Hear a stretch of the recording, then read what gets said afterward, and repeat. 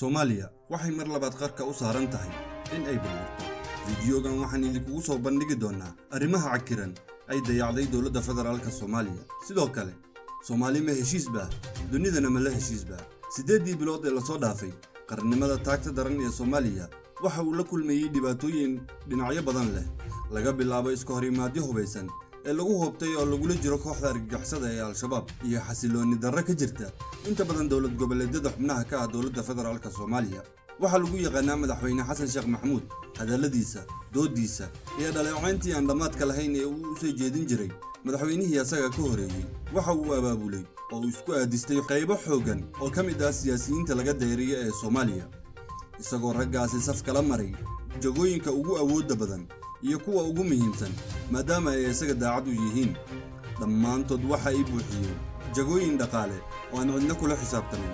eexda iyo nin jeclaysiga ayaa maraysa meeshii ugu sareysay ee dowladnimada Soomaaliya. inta badan xilalka ugu muhiimsan waxa buuxiyay xubno ka tirsan qoyska madaxweynaha iyo kuwa taabacsan nidaamka madaxweyne Xasan Sheekh Maxamuud. madaxweyne Xasan Sheekh Maxamuud oo ka helaya taageero kuwii ka soo horjeeday maamulkii ugu dambeeyay, kuwaasoo ku soo caanbaxay warbaahinta gudaha iyo tan caalamka buunbuunintii iyo kabaansheegii aan dhamaadka lahayn ee lagu wiiqayay 5,000 ee askari ee tababarka loogu diray dalka Eritrea oo ay sheegeen inay ku halaagsameen Itoobiya dagaalada sokeeye ee ka dhacay waqooyiga gobolka Tigray.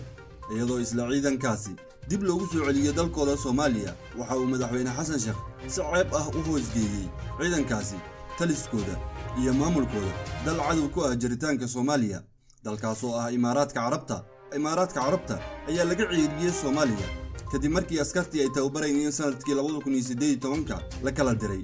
waxaana garoonka diyaaradaha ee magaalada Muqdisho laga qabtay lacag badan oo dollar ah oo loogu talagalay in lagu maalgeliyo mooshin xilka looga qaadayo madaxweynihii xilligaasi.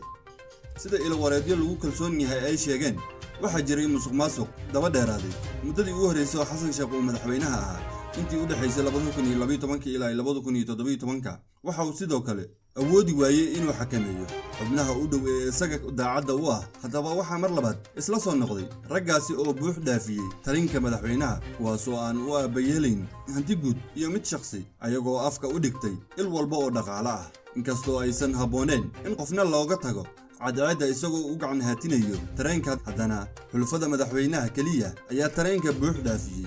waxa keliya ay damacsan yihiin ayaa ah ku takrifalka hantida dowladda oo ay naftooda ku hodmaynayaan. sidoo kale, madaxweyne Xasan Sheekh Maxamuud ayaa iclaamiyey dagaal ka dhan ah kooxda Al-Shabaab, taasoo la wada riyaaqay, balse waxa wax laga xumaadaa dagaalkaasi ma lahan wax istiraatiiji ah, waayo madaxweynaha ayaa waxa uu hubeeyey qabiilada si ay ula dagaalamaan Al-Shabaab, isagoo u diray inay horkacaan dagaaladaasi xildhibaanada qabiiladaasi. tani waxay si weyn uga qayb qaadatay inay wiiqmaan awoodaha kala duwan ee ciidanka qaranka, kuwaasoo ah kuwa si habsam oo si fiican u tababaran, asluub leh, isla markaana awood u leh inay cadowga argagixisada ee Al-Shabaab u geystaan khasaaro culus. balse in loo diro howsha ay u dhaarteen ciidamada beeleedka macwisleyda ayaa ah qalad weyn oo xagga xukunka ah, taasoo keentay in ciidanka xoogga dalka ay niyad jabaan lana xasuuqo. tani markii uu iclaamiyay dagaalka madaxweyne Xasan Sheekh Maxamuud, waxa Soomaaliya ka baxay ku dhawaad 100 sarkaal, 2 xidigle, jeneraalo aad ugu muhiimsan ciidanka qalabka sido. sidoo kale, ciidanka qaranka ayaa la qaybiyey iyadoo qayb kasta la hoosgeeyay beeshooda. ciidankii u carbiyeysnaa inaysan ku milmin qabiilada waxa ay galeen dhul ayna ka warhayn oo u kala qaybsan qolo. ammaanka magaalada Muqdisho ayaa meel xun gaaray. waxa la sheegay in argagixisadu ay ka dagaalamaan meelo u dhow albaabka laga galo xarunta madaxtooyada ee Villa Soomaaliya, taasoo sababtay in madaxweynaha qaranka muddo 20 saacadood ah uu u guuro xerada Xalana.